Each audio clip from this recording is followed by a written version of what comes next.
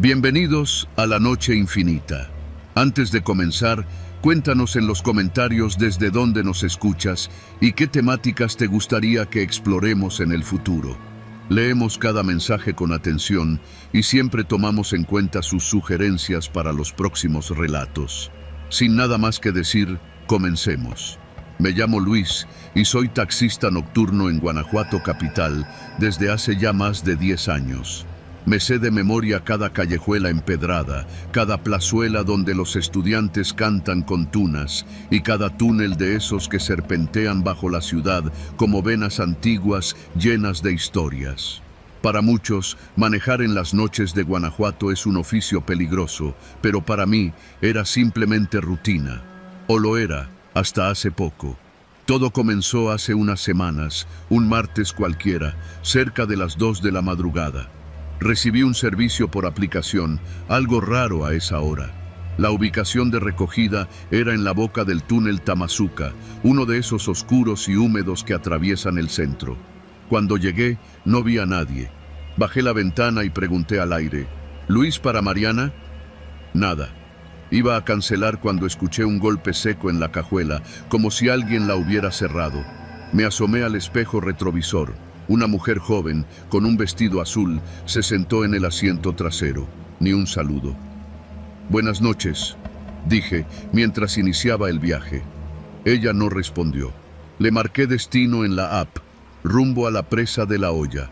Pero a medio túnel, al mirar por el espejo, ya no había nadie en el asiento trasero.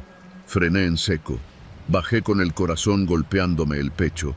Revisé la cajuela, los asientos, miré a lo largo del túnel. Nada. Fue la primera vez que consideré renunciar a ese turno nocturno, pero necesitaba el dinero. Tal vez se bajó rápido, Luis. Estás cansado, me dije. La siguiente noche fue peor. Esa vez recogí a un hombre en Mina de Rayas, un lugar solitario y polvoriento. Subió al coche y lo primero que me dijo fue, «No te detengas, pase lo que pase». No le vi bien la cara. Llevaba gorra y el cuello del abrigo levantado. Me marcó destino rumbo a Marfil, por la carretera vieja. Íbamos en silencio hasta que noté que un coche negro nos seguía, sin luces. Solo lo distinguía en las curvas, cuando los faros de los postes lo iluminaban por segundos. El tipo atrás murmuró, «Ya se dieron cuenta». Apreté el volante con fuerza. Me sudaban las manos. Cuando pasamos por el túnel del Barretero, el coche negro se nos pegó. Me pitó. El pasajero atrás sacó algo del abrigo, una pistola. La ocultó entre las piernas. «Maneja, Luis. Tú puedes». Ahí supe que me había metido donde no debía. Ese trayecto se sintió eterno. Al salir del túnel, el coche negro se emparejó. El tipo que iba conmigo bajó la ventana y sin decirme nada me ordenó con un gesto que siguiera derecho.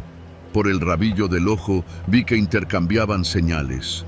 De pronto, el pasajero bajó del taxi en un brinco sin pagar ni despedirse. Corrió entre unas casas. El coche negro no lo siguió. Se detuvo a mi lado. Bajaron los vidrios. Me miraron. 2 hombres, rostros tatuados, fríos. Uno de ellos me sonrió, como si ya me conociera. Luego arrancaron, perdiéndose entre las callecitas. Esa noche no dormí. Empecé a atar cabos. Recordé cómo semanas antes un colega había desaparecido. Daniel, un taxista del centro. Encontraron su taxi abandonado en un túnel, motor encendido, sin señales de él. Otro, Gustavo, había sido golpeado por negarse a llevar a un cliente.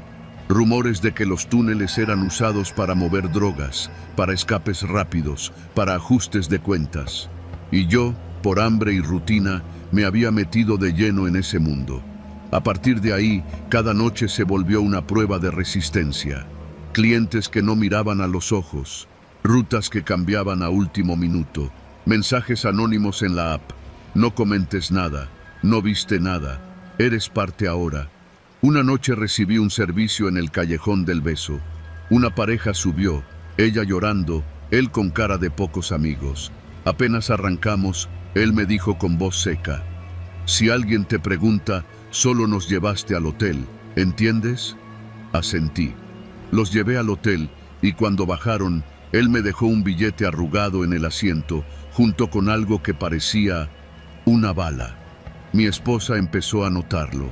Llegaba a casa pálido, temblando. Dejó de preguntarme.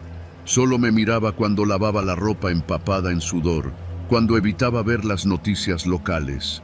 Mi hijo de 6 años me abrazaba fuerte antes de salir. Empecé a temer no volver. Pero lo peor llegó esa última noche. Me tocó un servicio en el túnel de Los Ángeles, casi a las 3 de la madrugada. Era un solo hombre. Al subirse, reconocí el rostro de inmediato. Lo había visto en los periódicos, en los grupos de taxistas. Un sicario buscado. Ni siquiera marcó destino. Me dijo, tú maneja. Cuando te diga, paras. Íbamos saliendo del túnel cuando escuché balazos. En la glorieta, un coche destrozado, vidrios en el asfalto. El sicario me gritó, ¡sigue! Yo manejaba con las manos heladas, sintiendo la vibración de las llantas sobre la calle empedrada, oyendo las patrullas que se acercaban. Pasamos frente a San Roque, luego al callejón del Potrero, y finalmente me gritó, ¡aquí, bajo! Saltó en movimiento. Vi por el espejo cómo desaparecía entre callejones. Me quedé quieto, jadeando. Al día siguiente supe que había matado a un hombre en un restaurante, a plena luz de velas. Yo había sido su escape. Fui a la policía, confesé todo. Me escucharon, me tomaron datos, pero era claro que no harían nada. Las palabras que usaron lo dijeron todo. Mejor cuídese, señor Luis, esa gente no olvida. Esa misma tarde entregué el coche al dueño de la base. Me fui a casa, desperté a mi esposa y le dije que nos íbamos, sin detalles. Al día siguiente estábamos rumbo a León. Ahora trabajo en un taller mecánico. Mis manos ya no tiemblan cuando aprieto una llave inglesa, pero todas las noches sueño lo mismo. Un túnel interminable, un taxi vacío y alguien que me mira desde el asiento trasero. Siempre desde el retrovisor. Nunca volví a manejar de noche. Nunca volví a Guanajuato. Porque allá abajo, entre piedra húmeda y sombras centenarias, no solo circulan coches, circulan secretos. Y algunos, si los llevas contigo, no te dejan salir.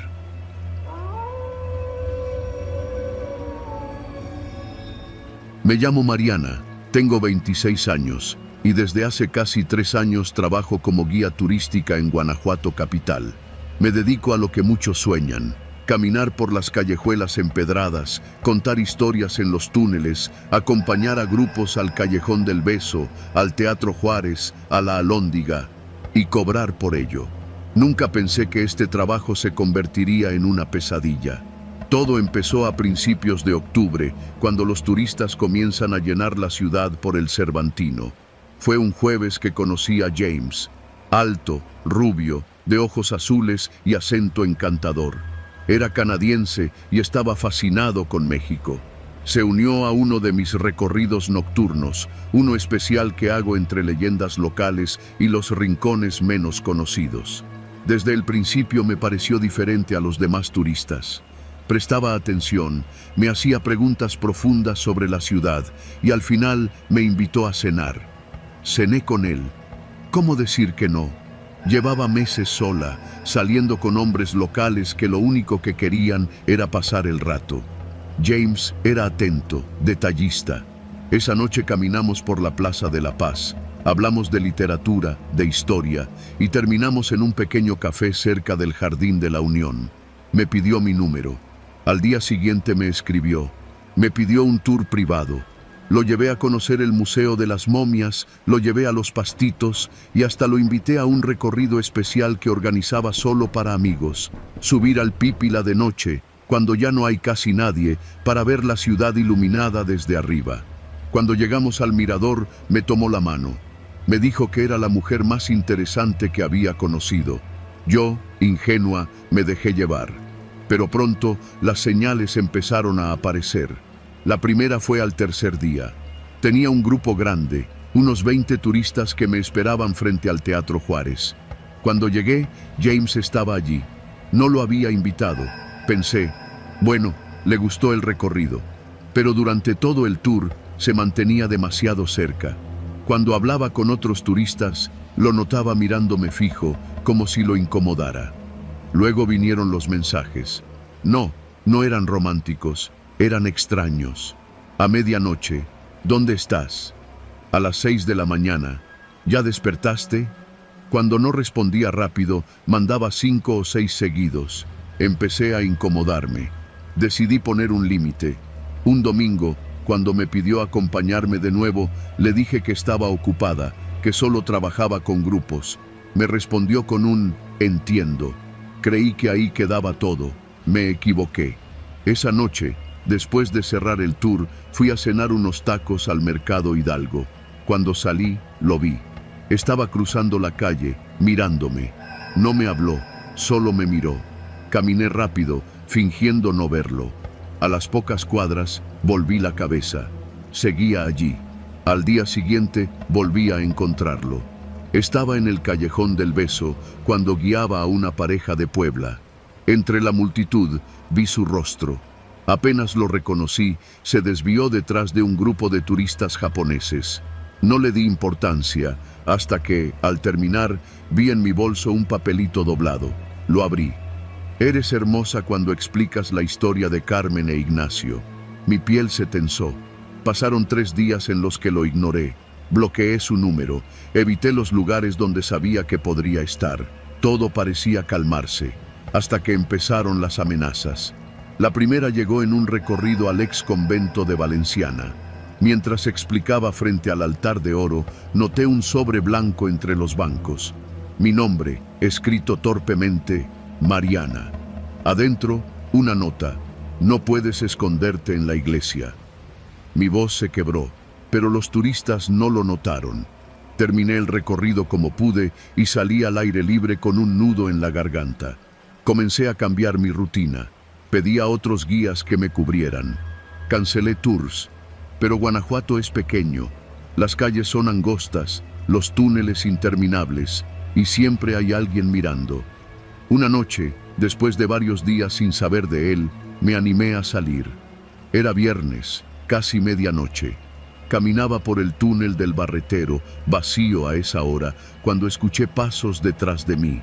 Pensé, es mi imaginación. Caminé más rápido, los pasos también. Me metí a un callejón lateral, hacia el Callejón de los Muertos. Maldita decisión. El callejón no tiene salida. Cuando me di cuenta, escuché un susurro. Te extrañé, Mariana. Me giré. James estaba allí, apenas iluminado por una lámpara vieja. Llevaba una chamarra oscura.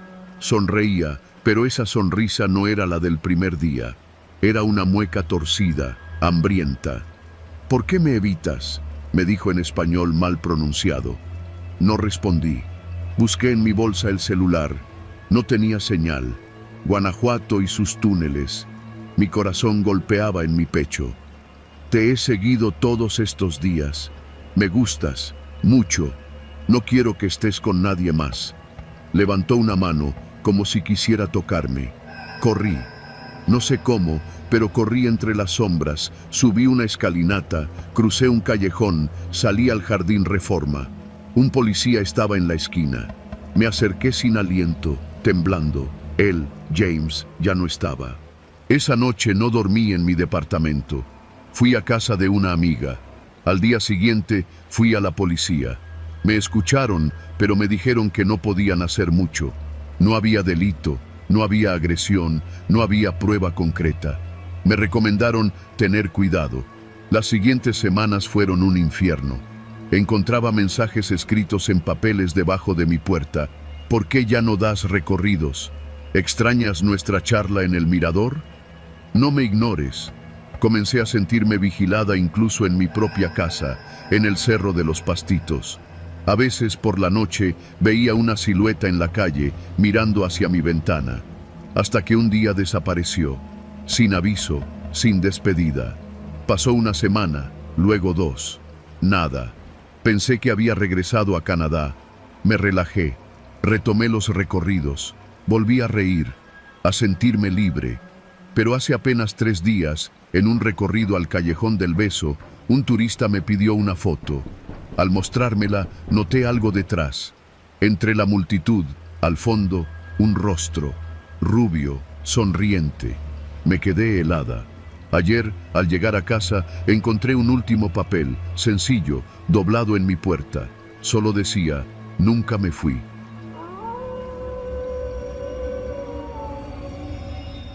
Nunca me gustó meterme en problemas, pero supongo que todos tenemos un momento en que algo dentro nos empuja a hacer una estupidez. Para mí, ese momento fue cuando acepté ir con mis amigos fotógrafos a explorar las minas abandonadas cerca de San Luis de la Paz. Somos un grupo de 5. Dani, una obsesionada de las fotos en blanco y negro. Carlos, que siempre lleva su dron. Sofía, amante de los retratos en lugares decadentes. Mauro, el único que entiende de luces y lentes. Y yo, Joaquín, que apenas si sabía usar mi cámara, pero iba por la experiencia. La idea surgió una noche de cervezas en el Parque Hidalgo, cuando Dani nos mostró unas fotos viejas de la mina de Pozos, con sus túneles infinitos y ruinas fantasmales. Hay que ir antes de que las vuelvan a clausurar, dijo, con una emoción que nos contagió a todos. Al día siguiente, salimos temprano desde el centro, cruzando calles polvosas, pasando tienditas y carnicerías que olían a chicharrón recién hecho, hasta llegar al pueblo fantasma de Mineral de Pozos. Dejamos el coche cerca de una tienda cerrada, cargamos mochilas con lámparas, cámaras y botellas de agua y caminamos hacia las minas. El lugar era impresionante. Edificios derruidos, techos caídos, pasillos que se abrían como heridas en la tierra. Entramos por una boca de mina ancha, donde hacía un frío húmedo que se pegaba a la piel. Mauro colocó luces pequeñas para dar ambiente mientras Sofía tomaba fotos de Dani en medio de los escombros, con una bufanda roja que destacaba como fuego en ese paisaje gris. Yo me separé un poco, atraído por un túnel angosto al fondo. Encendí mi lámpara y avancé solo unos metros, lo justo para sentir la diferencia. Dentro ya no llegaban las voces de mis amigos, solo el eco lejano de mi propia respiración. Iba a regresar cuando escuché algo. Pasos. No de mis amigos. Eran más rápidos, más apurados, y venían desde más adentro. Me regresé, nervioso, y cuando llegué a la sala principal, noté que el ambiente había cambiado. Carlos estaba pálido, pegado a la pared, con el dron en la mano, apagado. Dani hacía señales de silencio, y Mauro y Sofía me miraban con los ojos desorbitados. Antes de que pudiera preguntar, los escuché. Voces. Varios hombres hablando en susurros rápidos, acompañados de un sonido metálico. Armas. Nos arrastramos detrás de un muro roto, apretados, conteniendo el aliento. Desde nuestra posición podíamos verlos. 6 hombres, armados, con mochilas negras, sacando cajas largas de un escondite camuflado bajo una plancha de madera. Uno gritó algo como, «Rápido, al túnel del fondo antes de que pase el camión». No eran cazadores de reliquias ni curiosos como nosotros, eran traficantes. Y nosotros estábamos en medio de su escondite. Por un segundo creí que no nos verían, pero cuando Carlos, torpe de nervios, dejó caer su dron al suelo, el estallido seco hizo que todos giraran. Uno gritó, «¿Quién anda ahí?». Otro alzó un rifle. Corrimos sin pensar, con las lámparas temblando en nuestras manos, chocando contra paredes, tropezando con piedras. No había señal en los celulares. El laberinto de túneles parecía no tener fin. Detrás, los gritos de los hombres rebotaban en las paredes, mezclados con insultos y el chasquido seco de los cargadores de armas. El aire se volvió irrespirable. La humedad, el polvo, el miedo. Llegamos a un cruce. Mauro gritó, «Por aquí, recuerdo este lado». Confiamos en él, pero al doblar, topamos con un derrumbe. Piedras y maderas colapsadas bloqueaban el paso. Escuchamos pasos detrás. Dani jadeaba, Sofía se agarraba el brazo como si se lo hubiera lastimado. Carlos lloraba en silencio. Mauro miraba alrededor, buscando una salida, y yo sentía que el corazón iba a salirse por la garganta. Fue entonces cuando noté una grieta en la pared. Apenas cabía un cuerpo, pero parecía llevar a otro túnel. Sin pensarlo, nos metimos uno por uno, raspándonos las rodillas y los codos, hasta salir a un pasadizo más estrecho, oscuro, donde el aire olía a tierra podrida. Avanzamos a tientas. Atrás escuchábamos cómo los hombres pateaban piedras, gritándose entre ellos. «Se metieron por aquí, maldita sea». De pronto, un disparo. El eco fue brutal, como si el mismo infierno hubiera estallado en nuestras espaldas. Corrimos otra vez, enloquecidos, hasta que de golpe el suelo desapareció. Caímos. Fue una caída de apenas unos metros, pero el golpe nos dejó aturdidos. Cuando abrí los ojos, lo primero que vi fue a Dani junto a mí, sacudiéndose el polvo de la cara, y luego a Mauro revisando a Sofía, que apenas podía ponerse de pie. Carlos había torcido el tobillo, y, peor aún, estábamos en una cámara sin salida. Nos quedamos en silencio, escuchando. Los hombres nos buscaban arriba, pero aún no nos encontraban. Mauro y yo recorrimos la cámara a rastras, buscando cualquier resquicio, cualquier hueco. Nada, solo piedras, madera podrida y un agujero en el techo por donde habíamos caído, demasiado alto para volver a trepar. El tiempo se volvió espeso. Teníamos sed, estábamos cansados. Sofía temblaba. Carlos balbuceaba que no quería morir ahí. Y yo miraba las sombras moverse en las paredes, temiendo el momento en que escucharíamos la voz de los traficantes sobre nuestras cabezas. Pero nunca llegaron. Lo que llegó fue un silencio más pesado, más raro, como si los hombres hubieran desaparecido, como si ya no estuvieran arriba, como si algo peor estuviera esperándonos. Mauro fue el primero en reaccionar.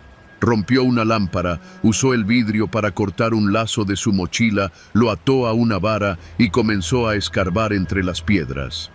«Aquí hay aire», dijo. Entre todos comenzamos a retirar piedras, empujar maderas, cavar con las manos, las uñas rotas, las palmas sangrando. Pero nos aferramos a esa esperanza diminuta. Después de lo que parecieron horas, logramos abrir un hueco apenas lo suficientemente grande para que Dani pasara. Luego Mauro, luego Sofía. Cuando llegó mi turno, Carlos me miró. «No voy a poder caminar», murmuró. «Tienes que irte tú». Pero yo no iba a dejarlo. Lo cargué al hombro, escuchando sus gemidos, y lo arrastré hasta el agujero, donde Mauro desde el otro lado me ayudó a jalarlo. Salimos a otro túnel, uno más amplio, que nos llevó finalmente a la salida. La noche afuera era fría, el aire olía a mezquite, a tierra seca, a libertad. Caminamos como zombis hasta el coche. Cuando por fin arrancamos, vimos a lo lejos una camioneta oscura que se alejaba a toda velocidad, levantando polvo en la carretera. Nunca supimos quiénes eran, nunca volvimos a las minas. Dani dejó la fotografía. Carlos se fue a vivir a Monterrey. Sofía empezó a estudiar psicología. Mauro se tatuó en el brazo. Sobreviviente. Yo, cada noche, cierro los ojos y veo ese laberinto oscuro, ese momento en que creí que nunca volvería a ver la luz del día. Y me prometo que nunca más seguiré a nadie por una foto. Nunca más.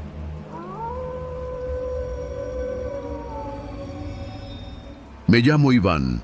Tengo 24 años y hasta hace poco trabajaba como ayudante en una carnicería del Mercado Hidalgo, en pleno corazón de Guanajuato capital. No era un trabajo que soñara de niño, pero pagaba las cuentas, me mantenía ocupado y, lo más importante, me mantenía lejos de los problemas. O eso creía. El Mercado Hidalgo es un lugar emblemático, siempre lleno de vida. Puestos de nieves, artesanías, cazuelas de barro, turistas que se maravillan por los vitrales y locales que van por su mandado diario. Yo llegaba antes de las 7 de la mañana para ayudar a don Rubén, mi patrón, a preparar los cortes. Era un hombre duro, de unos 60 años, cara de pocos amigos y manos ásperas como lija. Todos lo respetaban porque llevaba más de 30 años con su negocio y tenía fama de vender carne de la mejor calidad. La rutina era simple. Recibíamos la carne temprano, la almacenábamos, preparábamos pedidos y atendíamos al público. Pero había algo que no cuadraba. Desde hacía semanas me daba cuenta de que llegaban cajas que no pasaban por el mostrador. Eran cargadas por dos hombres desconocidos, siempre de madrugada, y don Rubén las guardaba en un cuarto trasero al que nadie tenía acceso. Una vez me atreví a preguntar y él me soltó un «No es de tu incumbencia, muchacho», que me dejó helado. Pero mi curiosidad creció. Una noche me quedé en la pensión donde vivía, cerca del Callejón del Beso, dándole vueltas al asunto. ¿Qué guardaba don Rubén? Decidí que tenía que averiguarlo. La mañana siguiente, cuando él salió al banco, tomé el juego de llaves que había dejado sobre el mostrador. Las manos me temblaban, pero no podía dar marcha atrás. Abrí la puerta trasera. Dentro había un cuarto frío, con ganchos colgando y varias cajas de madera cerradas con clavos. No eran cajas normales, tenían marcas extrañas, sellos de especies protegidas, de los que uno ve en documentales. Palpé una de las cajas, estaba húmeda. Con esfuerzo arranqué una tapa, casi vomito. Dentro había lo que parecía carne de jaguar, con manchas negras todavía visibles, y junto a ella, patas de venado cola blanca. Me quedé paralizado. Mi mente intentaba encontrar otra explicación, pero la verdad era clara. Estábamos traficando carne ilegal. No sé cuánto tiempo estuve allí, pero de pronto escuché la voz áspera de don Rubén detrás de mí. «Te metiste donde no debías, cabrón». Me giré de golpe. Estaba con los dos tipos que descargaban las cajas, hombres enormes, de esos que no titubean en romperte los dientes. Don Rubén tenía en la mano un bat de madera. Sentí un sudor frío.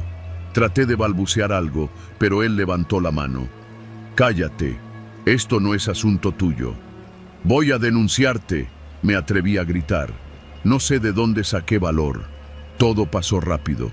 Uno de los hombres me tomó por detrás, otro me amarró las manos con una cuerda plástica. Quise resistirme, pero me golpearon en el estómago. Me arrastraron por un pasillo que yo no había visto nunca, detrás de la carnicería, hasta una trampilla oculta bajo un tapete de hule. Bajé por unas escaleras de cemento, tropezando, medio cargado, medio arrastrado. El lugar olía a humedad, a carne rancia, a orina. Era un sótano improvisado, un cuartucho subterráneo de paredes de piedra, iluminado apenas por un foco colgado con un cable pelado. Me empujaron dentro. Escuché el cerrojo cerrarse. La primera noche fue interminable. El suelo estaba mojado y cada tanto caía agua por las paredes. Podía oír los pasos de la gente arriba, ajenos a lo que pasaba debajo de sus pies. Pensé en gritar, pero nadie me escucharía entre el ruido del mercado. Los días siguientes los recuerdo fragmentados. Me daban algo de agua y restos de comida, apenas para mantenerme consciente. A veces escuchaba conversaciones encima, don Rubén negociando con algún chef, cerrando tratos en voz baja. Otras veces escuchaba risas, apuestas, como si todo esto fuera un juego para ellos. Pasé horas pensando en mi madre, en mi hermano menor, en los amigos que tal vez ni notarían mi ausencia. Me odié por mi curiosidad, por no haberme callado. Una noche escuché un ruido diferente. Eran martillazos. Arriba estaban arreglando algo en la carnicería. Me di cuenta de que, con cada golpe, el marco de la trampilla vibraba. Me acerqué, tanteando la cuerda que me ataba. Estaba gastada por la humedad. Mordí, jalé, froté contra una esquina filosa de piedra. Tardé horas, pero logré romperla. Cuando escuché que los martillazos continuaban, empecé a golpear yo también, en el mismo ritmo. 1, 2, 3, 1, 2, 3. Una pausa, otro martillazo. Golpeé hasta que los nudillos me sangraron. De pronto, el martilleo se detuvo. Arriba, alguien preguntó algo. Un trabajador, tal vez. Empecé a gritar con todas mis fuerzas, aunque la garganta me dolía. Grité nombres, insultos, lo que fuera. Unos minutos después, escuché pasos apresurados, golpes sobre la trampilla, una voz preguntando, el cerrojo cediendo. Cuando me abrieron, la luz me cegó. Era un trabajador del mercado, alguien de mantenimiento. Me sacó a rastras, preguntando qué había pasado. Yo no podía ni responder. Don Rubén fue arrestado esa misma noche. El operativo fue rápido, brutal, mediático. Descubrieron no solo tráfico de carne, sino conexiones con restaurantes de lujo en San Miguel de Allende, en León, incluso en la Ciudad de México. Los periódicos hicieron fiesta con la noticia. El mercado Hidalgo quedó marcado por el escándalo. Yo estuve semanas recuperándome en el hospital. Mi madre no me soltaba la mano ni un segundo. Al salir, recibí visitas de policías, de periodistas, hasta de políticos que querían tomarse la foto conmigo. Rechacé todo. No quería ser héroe ni mártir, solo quería recuperar mi vida. Hoy trabajo en otro lugar, lejos del mercado, lejos de la carne, lejos de todo lo que me recuerde esos días. A veces paso por el mercado Hidalgo, veo a los turistas, escucho los pregones, huelo el aire lleno de especias y dulces. Nadie imagina lo que hubo escondido bajo esas baldosas centenarias. Yo sí lo sé. Y cada noche, cuando cierro los ojos, sigo escuchando el eco de mis propios golpes, resonando en la oscuridad.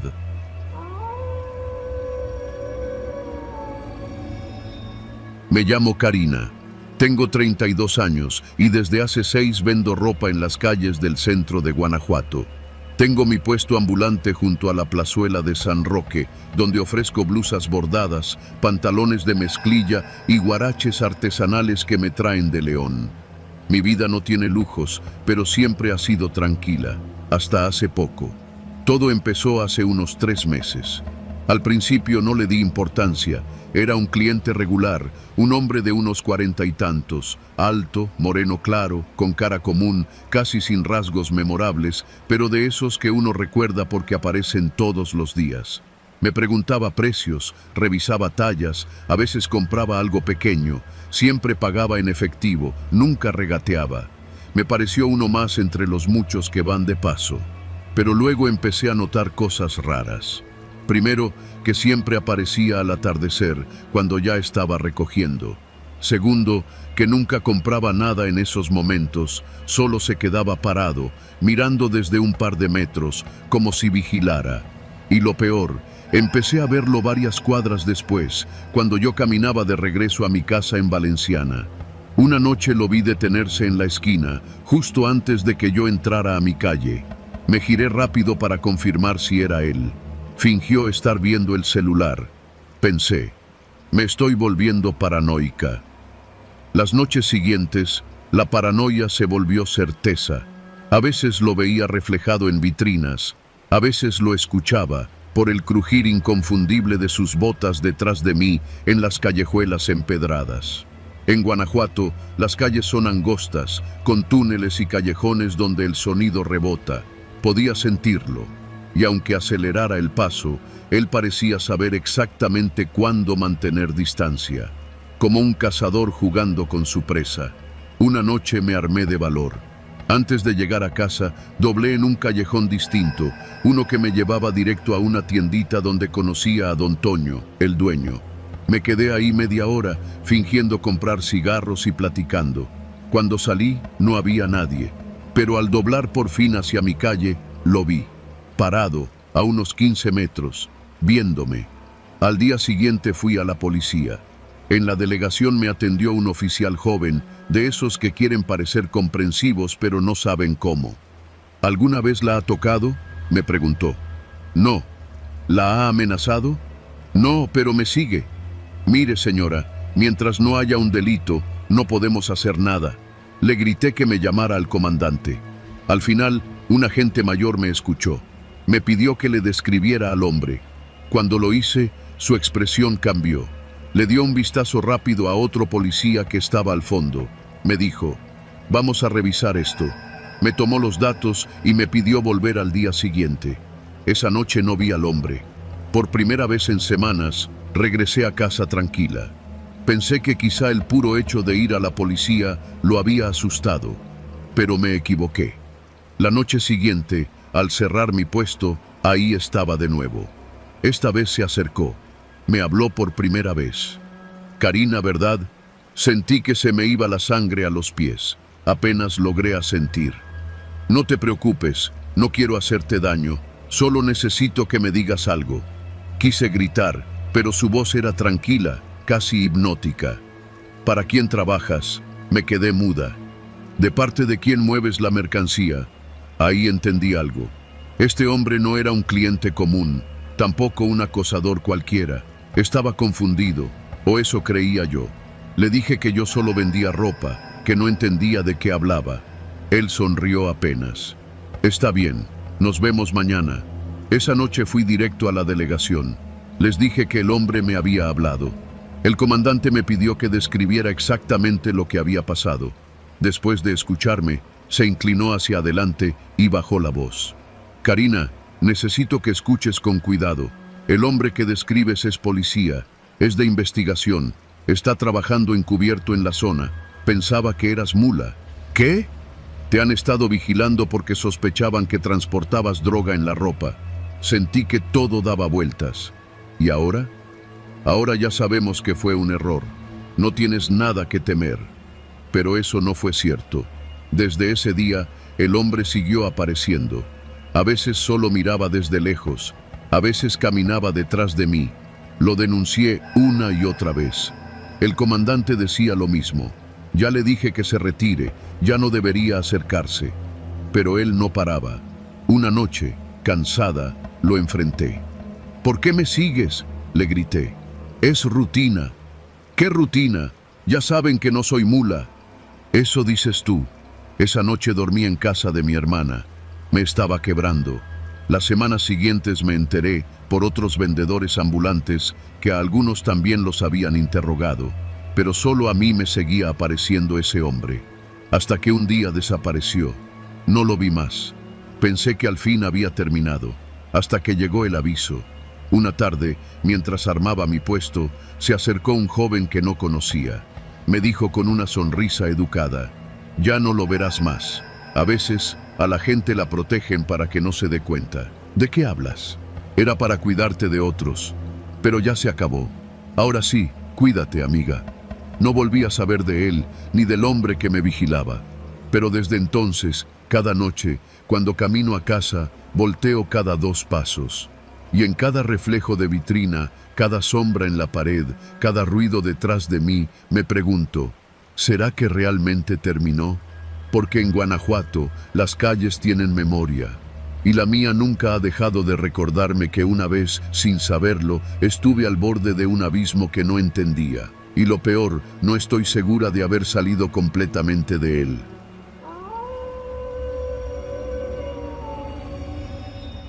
Me llamo Salvador, pero todos en el barrio me dicen Chava.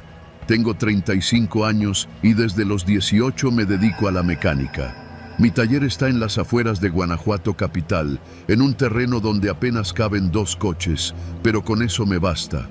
El trabajo nunca falta, camionetas que bajan de las minas, taxis viejos, coches de estudiantes. Vivo con mi esposa Fabiola y mis 2 hijos, Emiliano y Julieta. Lo único que siempre quise fue mantenerlos lejos de problemas.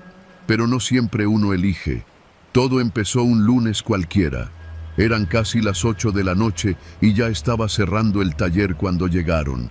3 tipos en una Cherokee negra sin placas. Sabía que no traían buen asunto desde el momento en que bajaron con esa calma que pesa más que cualquier amenaza. El que iba al frente se llamaba Rafa, o al menos así se presentó. Buenas noches, maestro Chava. Tenemos una chambita para usted, así como quien pide una cotización.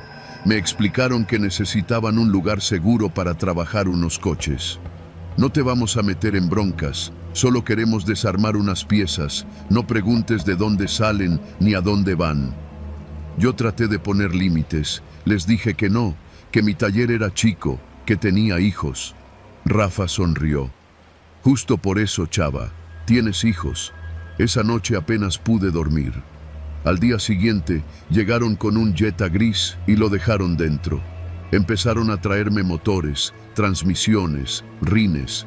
Yo debía quitarles números de serie, borrar rastros, entregar las piezas listas para revender. Me pagaban bien, demasiado bien. Pero cada día que pasaba, algo dentro de mí se quebraba. Sabía que estaba hundiéndome. A la semana siguiente, Todo empeoró. Rafa apareció de nuevo, esta vez acompañado de otro tipo al que llamaban el zurdo, flaco, con tatuajes hasta en los párpados. Me dijeron que tenían un trabajo especial. Queremos que nos ayudes en algo chingón, chava. Vamos a volar una tienda, pero necesitamos que manejes la camioneta de escape. Nomás la dejas en un punto, te vas, te pagamos bien. Así de fácil. Me negué. Fabiola empezó a sospechar algo. Me veía callado, tembloroso. Esa noche, mientras cenábamos, recibí una foto en el celular. Emiliano saliendo de la escuela, solo. El mensaje decía: "Te estamos cuidando, compa". El jueves por la noche me vi obligado a estar en el punto que me dijeron, un estacionamiento polvoriento a las afueras del centro, junto a un Oxxo.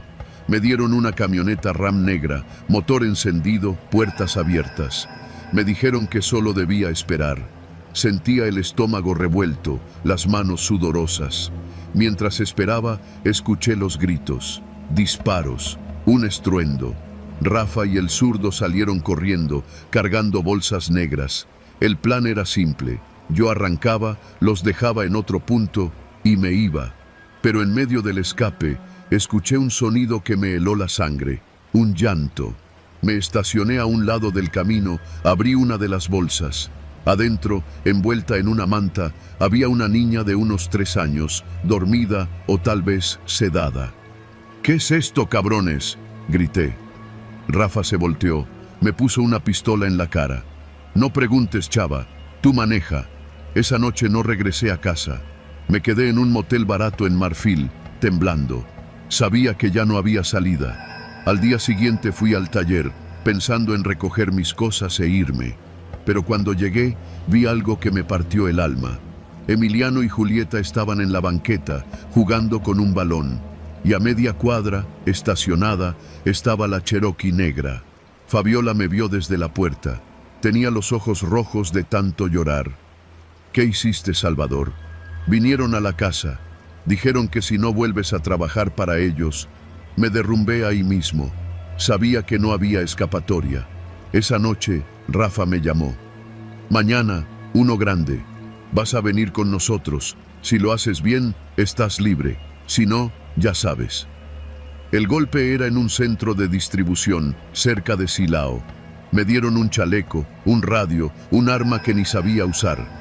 Yo debía manejar la camioneta de carga, meterla al almacén, cargarla y salir. Cuando llegamos, todo se fue al carajo. Un guardia de seguridad los vio, hubo disparos, gritos. Me metí a la camioneta, tratando de no mirar, temblando como perro mojado. Cuando salimos de ahí, a medio camino en la carretera, escuché las sirenas. Rafa iba sentado junto a mí, gritando por el radio. De pronto, me agarró del brazo. «Acelera, pendejo». Yo sabía que no iba a poder, lo sabía. En un instante de locura, giré el volante, metí la camioneta por un terraplén hasta quedar atascados en un cañaveral. Rafa me apuntó. «¿Qué chingados haces?». Pero ya era tarde. Afuera se escuchaban los gritos de la policía. El zurdo salió corriendo, pero cayó a los pocos metros. Rafa bajó de la camioneta disparando. Y yo me quedé ahí, temblando, esperando que todo terminara. Horas después, en la delegación, me hicieron 1000 preguntas. Me amenazaron, me ofrecieron protección. No sabía qué decir. Solo pedía ver a mi familia. Cuando al fin los vi, Fabiola me abrazó como si no creyera que estaba vivo. Emiliano me miró sin entender, Julieta lloraba. La banda cayó. Me dijeron que habían estado buscándolos desde hacía meses, que yo había sido clave. Me ofrecieron testificar, entrar a un programa de protección. Pero no quise. Solo quería volver a mi taller, a mis motores, a mi vida de antes. Hoy han pasado 6 meses. Volví a abrir el taller, pero ya nada es igual. Cada vez que escucho una camioneta negra pasar, siento un nudo en el estómago. Por las noches, Fabiola me encuentra sentado en la sala, sin poder dormir. «Ya pasó, Salvador», me dice, acariciándome el pelo. Pero ella sabe que no. Sabe que en este país los fantasmas no siempre son los muertos. A veces son los vivos, los que siguen ahí afuera, los que no olvidan.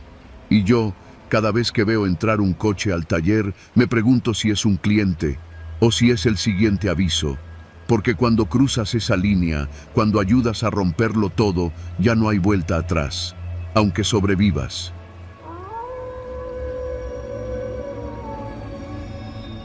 Me llamo Alfredo, tengo 36 años y llevo más de una década manejando tráiler por las carreteras de México. Siempre he sido bueno para detectar cuando algo huele mal en un negocio, pero esa noche me confié. Salí de Celaya rumbo a León. El cliente era nuevo, un tipo flaco, de piel quemada por el sol, que apenas se presentó como el Neto. Me entregó los papeles del embarque en una bodega medio escondida, cerca de un parque industrial. Me dijeron que llevaba electrodomésticos para una tienda en León. El pago era generoso, demasiado generoso. Al revisar la carga, noté algo raro. Cajas sin marca, sin sellos, sin guías de embarque oficiales. Cuando pregunté, el Neto me miró fijo. Tú nomás maneja, compa. No quise buscar problemas. Pero mientras subía al tráiler, algo me hormigueaba en la nuca. Decidí que apenas llegara a una gasolinera grande, iba a llamar a la Guardia Nacional. La carretera estaba despejada. Las luces del tablero iluminaban apenas lo necesario, y afuera, las sombras de los cerros caían sobre el asfalto como fantasmas. Pasé Salamanca, Irapuato, todo bien. Hasta que, al acercarme a una gasolinera grande cerca de Silao, decidí detenerme. Era una de esas estaciones con Oxxo, baños limpios, hasta Wi-Fi. Estacioné el tráiler y fui directo a la tienda. Le pedí al cajero un café. Le pregunté si podía usar el teléfono fijo porque mi celular no tenía señal. Me prestó el del local. Marqué a la guardia. Les expliqué todo. Mi nombre, placas, el cargamento sospechoso. Me pidieron esperar. No pasaron ni 5 minutos cuando el mismo cajero, un chavo de no más de 20 años, salió del mostrador, fue hasta la parte trasera y vi por el vidrio cómo sacaba el celular y hacía una llamada rápida. Me miró de reojo. Algo se me revolvió en el estómago. Decidí largarme. Subí al tráiler, metí primera, segunda, y entonces los vi. 2 camionetas negras, sin placas, cruzándose en la entrada de la gasolinera. Hombres bajando, algunos con pasamontañas, otros con gorras. Uno de ellos tenía un radio y gritaba: ahí va el trailero.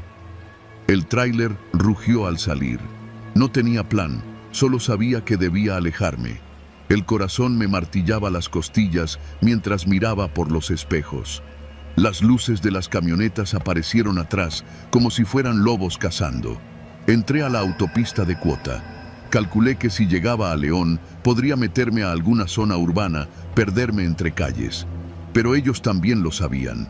Aceleraron. Las luces largas me encandilaban y cada vez que intentaba mirar el velocímetro, el volante me temblaba en las manos. Mi cabeza solo pensaba: ¿cómo demonios me metí en esto? Al pasar por un puente peatonal cerca de Romita, uno de los tipos emparejó su camioneta por el lado izquierdo. Escuché un golpe seco. Le dispararon al espejo. Me agaché instintivamente. El tráiler tambaleó. Volví a tomar control, apenas. El radio del tráiler empezó a sonar. Una voz gruesa, directa al canal de emergencia. Alfredo, bájate. Ya sabemos quién eres. Me quedé helado. Ellos sabían mi nombre. Seguí conduciendo. Los kilómetros parecían no avanzar. Las luces verdes de las salidas a las comunidades rurales pasaban como cuchilladas en la oscuridad. Me di cuenta de que la única forma de librarme era buscar un lugar donde nadie pudiera seguirme. Vi la desviación al Cerro del Cubilete. Curva peligrosa, camino estrecho, sin peaje. Metí la dirección. Las camionetas dudaron un segundo, pero me siguieron. Las llantas del tráiler chillaban en las curvas. Subía con dificultad. Desde el retrovisor vi cómo uno de ellos derrapó, pero el otro seguía pegado. Al llegar a un punto alto, supe que no tenía salida. No había pueblos, no había gasolineras, solo la escultura del Cristo Rey iluminada a lo lejos. Me detuve. Apagué las luces. El motor seguía encendido, vibrando como un animal asustado. Las camionetas se detuvieron a unos metros. Bajaron 4 hombres. Escuché cómo le daban un culatazo al cofre del tráiler. Grité: ya, bájenle, no quiero pedos. Eso hubieras pensado antes, Alfredo. Me quedé en silencio. Busqué en la guantera. Tenía un cuchillo chico, apenas para abrir cajas. Nada más. Contuve la respiración. Uno de ellos subió a la cabina, del lado del copiloto. Olía a tabaco y sudor. Bájate, cabrón, nos echaste la poli. Me apuntaba con algo que nunca llegué a ver bien. Pensé en mi familia, pensé en mi madre, en mi esposa, en mis hijos. Entonces, un milagro. Las luces de un convoy aparecieron por la carretera. Luces blancas, luces azules, patrullas. Muchos no lo saben, pero en Guanajuato los operativos a veces llegan como tormenta, de golpe, y esta vez llegaron para mí. ¡Policía estatal! ¡Tiren las armas! El tipo al lado mío saltó de la cabina. Escuché gritos, disparos, órdenes. Me quedé quieto, apretando el volante como si pudiera desaparecer. Cuando los policías me sacaron del tráiler, no podía hablar. Temblaba tanto que uno de ellos me envolvió en una cobija térmica, aunque la noche no era fría. Encontraron la carga: televisores robados, aparatos electrónicos, todos provenientes de un saqueo a una bodega en Querétaro. Yo, sin saberlo, había sido el último eslabón en esa cadena. Me interrogaron toda la madrugada. Conté todo: lo del neto, lo de la gasolinera, las amenazas por el radio. Me dejaron ir al amanecer. El sol sobre los cerros parecía burlarse de mí. Cuando tomé un taxi de regreso a Celaya, el chofer, un señor de barba blanca, me miró por el retrovisor y me dijo: «Tienes suerte de estar vivo, muchacho. A muchos ya ni los encuentran». No le respondí. Solo miré por la ventana cómo el paisaje de Guanajuato pasaba. Los sembradíos, los ranchos, los caminos solitarios. Desde ese día no he vuelto a manejar tráiler. A veces, cuando escucho el rugido de un motor grande, me sudan las manos. Pero estoy vivo. Eso es lo único que me queda.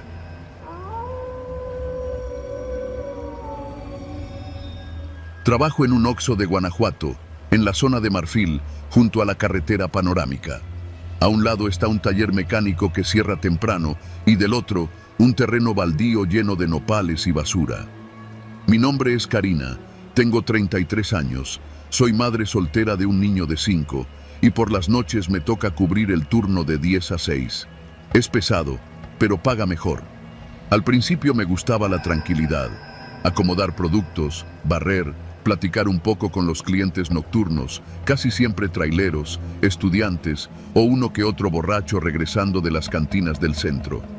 Pero hace unas semanas empecé a notar algo raro. Y no era cosa de mi cabeza. Todo comenzó con un cliente nuevo. Un señor de unos 50 años, trajeado, cabello engominado, mirada amable pero de esas que no sabes si confiar. Llegaba todas las noches a eso de la 1. Compraba lo mismo: 2 Red Bull, unos cigarros Lucky Strike y pagaba en efectivo. Siempre dejaba buena propina. Al tercer día empezó a platicar conmigo. Se presentó como Julián, empresario de León que tenía asuntos en Guanajuato y que pasaba al Oxxo porque, según él, la noche era su mejor momento para trabajar. Me hablaba con familiaridad, preguntaba por mi hijo, me traía café. Yo no tenía razón para desconfiar, pero tampoco me confiaba demasiado. Siempre mantuve la distancia. La cosa se empezó a torcer cuando noté algo más. Un hombre, moreno, flaco, con gorra negra, que venía todas las noches, poco después de Julián. Al principio pensé que era coincidencia. Compraba un Gatorade, unas papitas, y se sentaba afuera, en la banqueta, a fumar. Me miraba, no hacía nada más. Pasaban los días y empezó a venir otro. Uno bajito, de piel quemada, con tatuajes en las manos. Llegaba también casi a la misma hora, pedía una cerveza, se paseaba por los pasillos sin comprar nada y se iba. Para la segunda semana ya eran 3. El tercero era un tipo alto, de sudadera gris, que nunca me miraba directo, pero que siempre se quedaba cerca de la puerta, viendo su celular. Ninguno compraba casi nada, pero todos coincidían en la hora. Lo que me inquietaba no era su presencia, sino la forma en que se posicionaban, como si vigilaran, como si fueran parte de algo. Una madrugada, mientras barría cerca de las cámaras refrigeradas, escuché al empresario hablando por teléfono afuera. El vidrio era delgado y su voz se colaba. Decía frases sueltas. Mañana confirmo el pago. Sí, la del Oxxo. Ella. No, nadie sospecha. Sentí un frío en el estómago.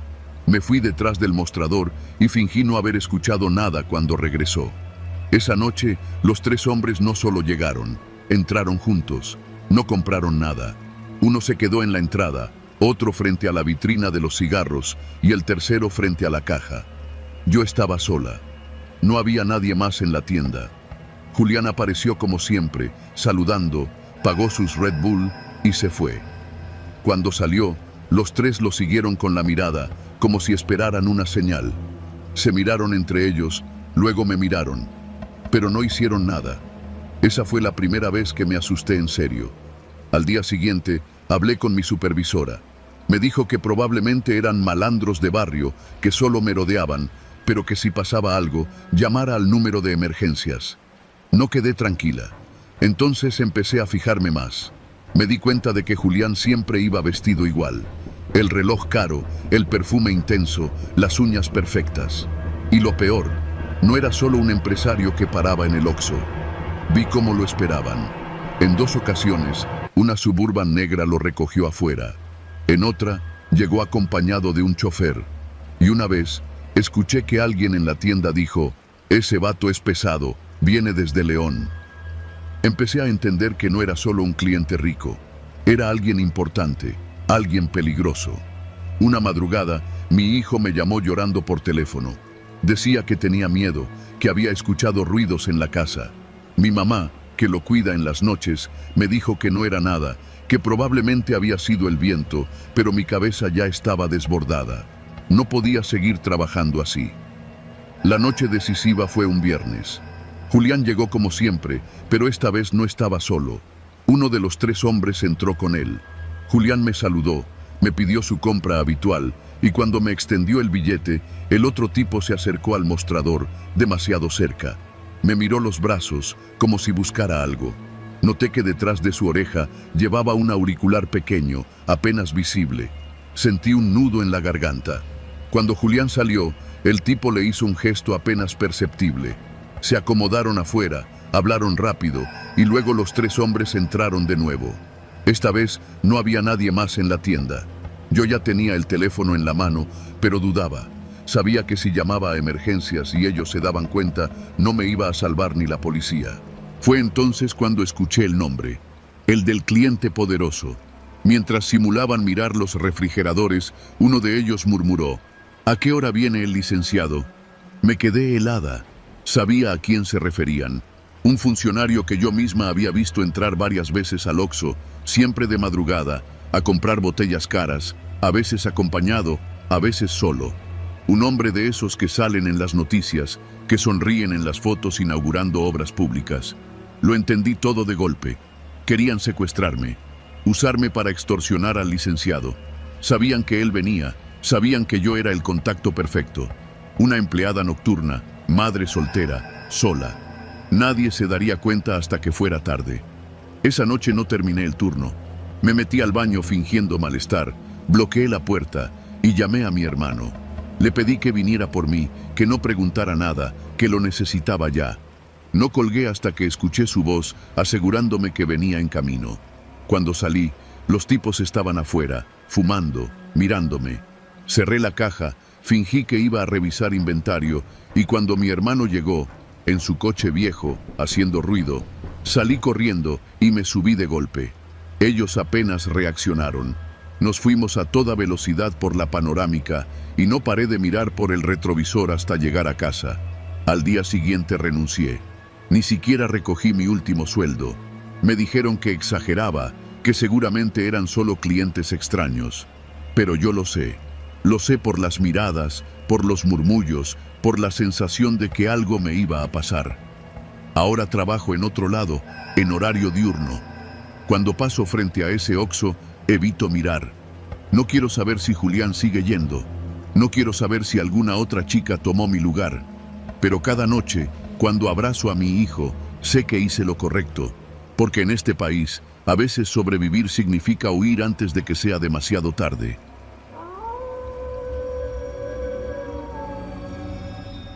Me llamo Martín y desde hace más de 15 años vendo frutas en el Mercado Hidalgo, en Guanajuato capital. Mi papá me dejó el puesto, un cajón de madera gastada que apenas se sostenía entre cajas, toldos remendados y olor a mango, a piña madura, a sudor y a calles viejas. Ahí crecí, entre gritos de «¡Lleve la manzana!» y risas de marchantes. Todo parecía rutina hasta que hace unos meses llegaron ellos. 3 hombres que no conocía, vestidos de civil, pero con actitud de que podían darte órdenes aunque no los miraras a los ojos. Uno era flaco, pálido, con tatuajes en el cuello. Otro, gordo, siempre mascando chicle. El tercero apenas hablaba, pero con que te mirara, entendías. «Es por seguridad, don Martín», me dijo un día el flaco, mientras me tocaba el hombro con familiaridad.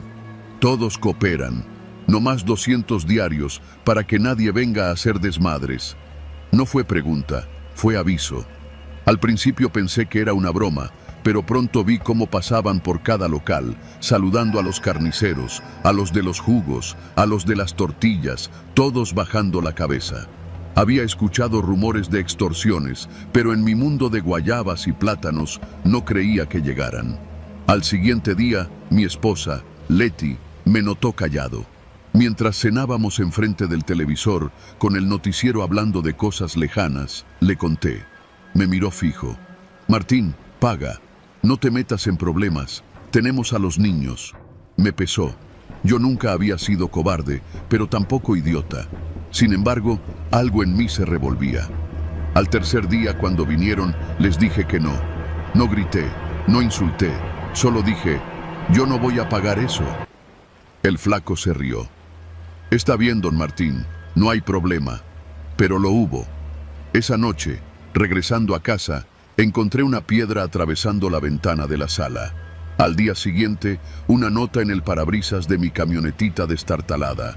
«Piensa en tus hijos». Ahí empezó el verdadero miedo. Los días siguientes fueron un infierno envuelto en normalidad. Seguía vendiendo, saludando a los clientes, pero sentía cómo las miradas de los otros locatarios pesaban sobre mí. Nadie me hablaba como antes. Algunos apenas me devolvían el saludo. Una tarde, mi hijo Emiliano, de 8 años, llegó llorando de la escuela. Decía que un hombre lo había seguido varias cuadras, que le había dicho, «Dile a tu papá que se porte bien». Me quebré. Fui con la policía local. Me escucharon con cara de compromiso, llenaron un papel, me dijeron que harían rondines. Esa noche no dormí. Decidí enfrentar al flaco. El viernes, antes de cerrar, fui a buscarlo. Lo encontré en la fonda, echándose un refresco. «Ya estuvo», le dije. «Déjame en paz. No voy a pagarles». Me miró como quien mira a un perro que ladra pero no muerde. Sonrió. «Ya no es decisión tuya, don Martín». Esa noche, regresé a casa y encontré el portón abierto. Me lancé al interior como loco. Leti estaba abrazada a Emiliano, llorando. Alguien había entrado, destrozado los trastes, volteado los colchones, escrito con spray en la pared: «Paga o permite». Ahí perdí todo orgullo. Fui con los otros locatarios, con don Chava, el de las carnitas, que siempre había sido mi amigo. «Hermano, ¿qué hago?», le rogué. Me miró con compasión, pero con miedo. «No hay nada que hacer, Martín. Ya estamos todos metidos. Si tú no pagas, nos jodes a todos». Eso fue lo que más me dolió. No solo era mi miedo, era el miedo de todos. Era un mercado entero doblando la cabeza. Las amenazas aumentaron. Un día, Emiliano no llegó a casa. Me puse a gritar como loco, recorrí las calles, fui a su escuela, lloré en la banqueta. 3 horas después apareció, con la ropa sucia, diciendo que un hombre lo había subido a un coche, le había comprado un refresco y lo había dejado en una esquina. Leti me dijo, «O pagas o nos vamos». Pero yo no iba a irme. Entonces fui con quien no debía. Un cliente de confianza, policía federal retirado, me escuchó. «Te metiste en camisa de 11 varas, Martín. pero si quieres salir, necesitas hacer ruido. Me ayudó a armar una denuncia formal, no en la comandancia local, sino en la Fiscalía Estatal. Me grabó contando mi historia, me acompañó a dejar pruebas. Me enseñó cómo hablarle a un periodista local. Días después, empezó a salir en redes sociales. Locatarios del Mercado Hidalgo denuncian extorsión, uno se niega a pagar. Y eso fue el golpe. No las autoridades, no las cámaras, sino que el chisme corriera. Los hombres vinieron una última vez. Fue de noche. Golpearon la puerta de mi casa. Me puse frente a Leti y a Emiliano. Si nos matan, que sea aquí, dije para mí mismo. Pero no fue así. Al abrir, eran policías. Esta vez, de la estatal. Don Martín, venga con nosotros. Ya detuvimos a 3 sospechosos. Queremos que identifique. Ese fue el final, al menos de mi historia directa. A los 3 hombres los agarraron no por mi caso, sino porque extorsionaban a medio estado. Mi puesto siguió, mi familia siguió, pero algo cambió. Cada día abría el cajón de frutas con las manos temblorosas, esperando que en cualquier momento vinieran otros. Porque en este país, el miedo no se va, solo cambia de nombre. Pero al menos, cuando mis hijos me miren a los ojos, sabrán que su padre no dobló la cabeza, aunque todos los demás sí lo hicieran. Y eso, para mí, es lo único que me sostiene.